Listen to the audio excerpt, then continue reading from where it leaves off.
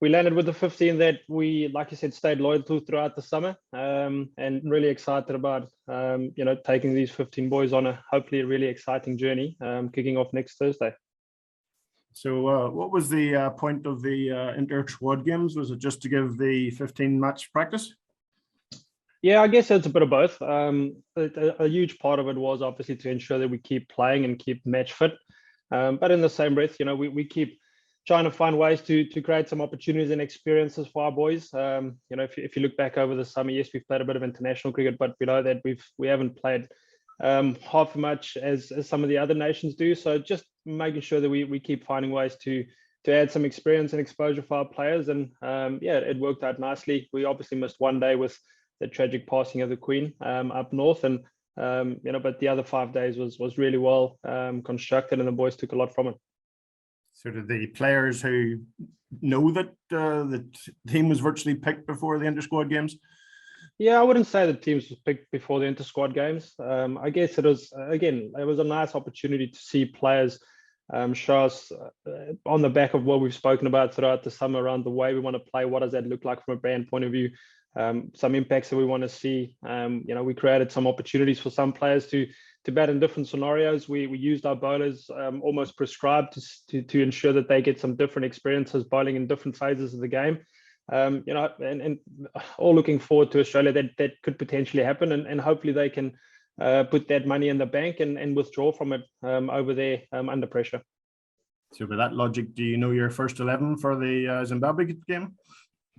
I'm pretty sure that I've got it somewhere penciled into my head, but at this stage we'll leave it for that. It's a good opportunity for us to be out there nice and early next week Thursday. We've got a couple of recovery days, and then we've got a nice little build up out in Coogee and Sydney, where we play a couple of warm up games, and then moving over to Melbourne for the official start of our warm up campaign. So look, we want to make sure that we try and hit the ground running with all 15, and on that basis. It's nice to get out there nice and early and find our feet. Why was Simi Singh chosen ahead of Andy McBride? Yeah, I guess it's always an interesting one.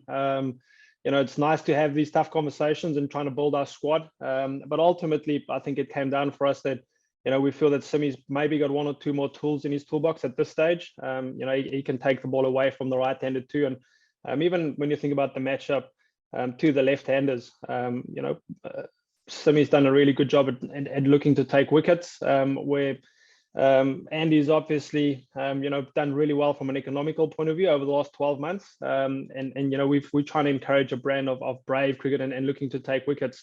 So there's a little bit of work to do for Andy in that space, and he's received that message and really looking forward to keep pushing his case. And Stephen Doherty chosen ahead of Neil Rock, presumably as the reserve wicketkeeper. Yeah, so Steo is covering that batting space for us, on the back of also being able to be a wicketkeeper for us. He's obviously keeping for his interprovincial side, and it's still a work in progress for him. But look, he's an exciting player. He showed some real class and quality throughout the summer, and we would have loved to get him in, but there was obviously a challenge with trying to make sure we get across the line in that Afghanistan series too. And that's part of where we're at, and it's an exciting challenge for us to keep developing these guys. Proactive since he's been on board, and not necessarily just with Simi, but all round, I guess. We've identified through his appointment that we really want to get someone in that space to make sure that we keep developing our players right across our pathway. And I guess it's working back from understanding where we're going again. In Australia, spin doesn't necessarily play a huge role there, but it can have an impact. And I guess that's where we're looking at that point of difference. And we believe at this stage that Simi can be that point of difference for us. Just looking provisionally at the squads that have been picked for other teams, presumably Simi, then you're eyeing him up for West Indies. They've got quite a few left-handers in that top order. Yeah, look, and I think we know by now that we're going to play the West Indies on a used surface as well in Hobart. That's our third game third game in 5 days. So again, just wanting to make sure that we've tactically got that option. If he's not in the starting 11, to have that conversation and make sure that we look under every rock from a planning point of view. Two guys that reportedly performed quite well in the inter-squad games, Shane Gedgate and David Delaney, were they knocking on the door at all? Look, again, I think if you look back over the summer, there are two players that have performed at domestic level. Both have had playing experience for Ireland in the past, and And I guess that's where we want to, keep finding opportunities to get these players and be in and around our environment, get a feel for it, but also grow that squad. And again, if we can have more of those tough conversations around actually leaving players out, hopefully that puts us in good stead moving forward and creating a healthy competition environment. I know you've seen them, but we haven't since they've returned to fitness. But presumably, Alfred and Young are both okay and raring to go. Yeah, look, it's obviously never an ideal situation when some of your fast bowlers get injured, but I guess that's also part and parcel of what we know, what will happen over a period of time. Hence, us trying to build our squad and make sure that we've got a wider group to select from. But both those boys have come through the inter-squad games, and they're roaring to go. And we're back in. They trained up north on the weekend, and they're back down here for another couple of days training from tomorrow and Thursday. And the last one for me, I guess it's kind of more forward looking than the World Cup, but obviously yesterday was quite a big day for Josh, getting picked up by Pretoria. A lot of people thought Harry would go as well. Maybe he goes to the UAE instead, or obviously Paul's over in the UAE in January as well. Kind of getting to the stage where conversations need to be had now about policies around franchises and letting players play. Obviously that Zimbabwe tour in the FTP isn't a Super League tour, and as things stand, there's not a test match in the FTP. At what point do you start having conversations about policies for letting players go off and play in these leagues? Yeah, look, I guess it's definitely something that's going to come up on the agenda for us to keep making sure that we have a plan in place as our players keep performing on the international stage. More and more of them will get these opportunities to go and play in the leagues. We've had some really good and open conversation with them around what that looks like, and it's good to see last night that there was quite a few of our players being mentioned in and through the draft. It's awesome for Josh to get picked up. And I guess it's trying to find the balance between them playing for us and making sure that we keep grooving and cultivating the team and the squad that we want to try and get to, especially from a one-day point of view when we've got 3 huge games coming up against Bangladesh at the start of next summer to try and qualify outright for that World Cup. So there's a bit of a balance there, but it's all things that we know that's going to come up, and we're making sure that we're doing our homework around it. Could that balance look like letting the odd case go through and bringing in some other players to give them a look internationally? Yeah, look, I guess that's what we're working through at the moment, and that's definitely part of that discussion. What that looks like could totally be up to the individual that puts that request forward. So look, I guess, like I said, there's some work to be done in that space.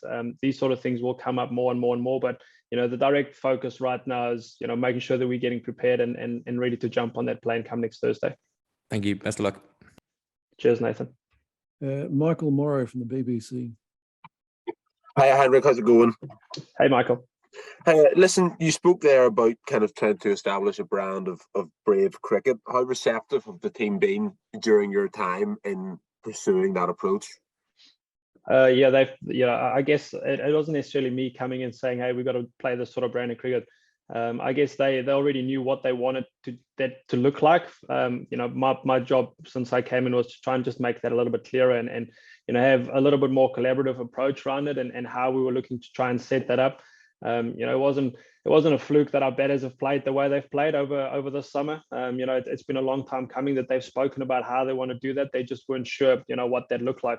And I guess, what we're trying to get to now from a bowling point of view is creating that same sort of understanding and intensity around, looking to get wickets consistently so that opposition teams don't bank up and the death becomes a really long period. But again, there's a little bit of a method to the madness there, and that's what we're currently working on. And you obviously came in the aftermath of a disappointing World Cup campaign last year. The sounds then the approach was very much player led. And how impressed were you then with how they had assessed their performances and where they wanted to take this team? Yeah, look, they were very honest. That there was a huge disappointment around the way they played and obviously ultimately performed. But also they were really real around, their T20 was probably the work in progress piece. They played some nice one-day cricket for a period of time and, making sure that we try and upskill and upgear our game towards the T20 side of things has took a huge effort from us throughout the summer. We played a lot of T20 cricket, and I guess it's also finding that balance moving forward where, hopefully we add that red ball piece to it soon. And that's even more so important, that we're going to keep growing our squad to ensure that we've got a lot of players to pick from, and have some of these tough conversations on selection, which will again put us in good stead. And in your assessment of the games you've played during the summer, do you think you have moved the T20 format forward in positive light? Look, I guess if you told us at the start of the summer that we'll play against these big sides and we'll push them, and the could-haves and should-haves and get across lines, we would all probably chew your arm off. And I guess if you then start reflecting back on the individual performances, I definitely think there's been an upwards curve in the way we've approached things. And look, now it's trying to find that balance for individuals to keep sticking with what they know and going out there to perform, but also keep growing them and adding some skills and some string to their bows, so we can try and keep ahead of the curve of T20 cricket, which we've seen in the summer. I think the game of T20 cricket have moved along hugely again this year, and it's great to get tested against some of the best T20 teams as we've done this year. And just lastly from me, obviously the 3 first-round games are in Hobart with the slightly kind of cooler conditions there and maybe a bit more batter-friendly. Is that something you could capitalise on? I think we'll be used to it by then, hopefully. Look, I've been to Hobart a couple of times, and I guess we know at night time it'll definitely be a little bit cooler too. And look, for us, it's an opportunity to go out there and play constructive and competitive cricket. If the overhead elements suit us a little bit, brilliant. We'll make sure that we try and piggyback on that. But if it's brooming hot, the boys will get out there and try and put a show on and try and stick to those plans that we've got in place and make sure that we compete every ball. Thanks, Heinrich. Best of luck. Cheers, Michael. Vinesh. Vinesh? Yeah. Can you hear me now?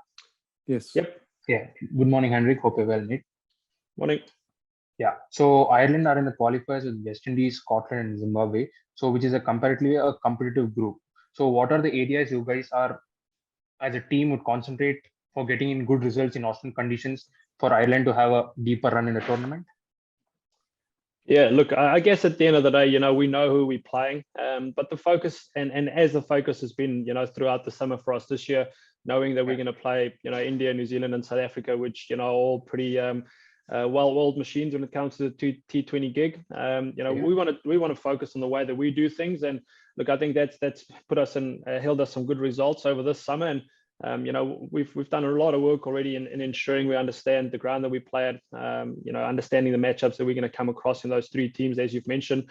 We play 3 games in 5 days, so there's a quick turnaround. So we got to make sure that we do all that preparation now, and once they hit the ground in Hobart, it's over to the players and making sure we support them as well we can, to go out there, as I say, with a quick turnaround between games and put some quality performances on the board for us. Yeah, great. So also with coming to the white ball rankings, Paul Sterling is in the top 25, also with Mark Adair and Joshua Little, who are also in the mix. How brilliant is it to see so many leagues around the globe opting Irish cricketers to play for them? And how has it improved their game and also the national team? And how do you get the right balance between these individuals? Yeah, look, it's all good questions, those, and I guess that's exactly what we've said earlier. Ultimately, we want to try and compete. When we get our boys on the park, and hopefully through their performances, they'll get recognized like they are at the moment, to go and play in these leagues. And like you say, it's a balance to ensure that we get those guys out and get some of that IP of what other teams, the best teams in different leagues around the world are doing, and bring that back into our environment, and hopefully that upskills our players too. Thank you so much, man. Have a fantastic tournament. Thank you. Back to one more from Nathan Johns. Nathan. So yeah, just with one more I forgot to ask. Rika's on the whole spin bowling, the attack, how are you going to shape that? Do you watch Paul bowling in those franchise gigs and having some success? And does that fill you with any intrigue? Yeah, 100%. I guess when you go back to Scotty Irvine, our analyst, he's a constant reminder that Paul Sterling should be bowling in white ball cricket for us.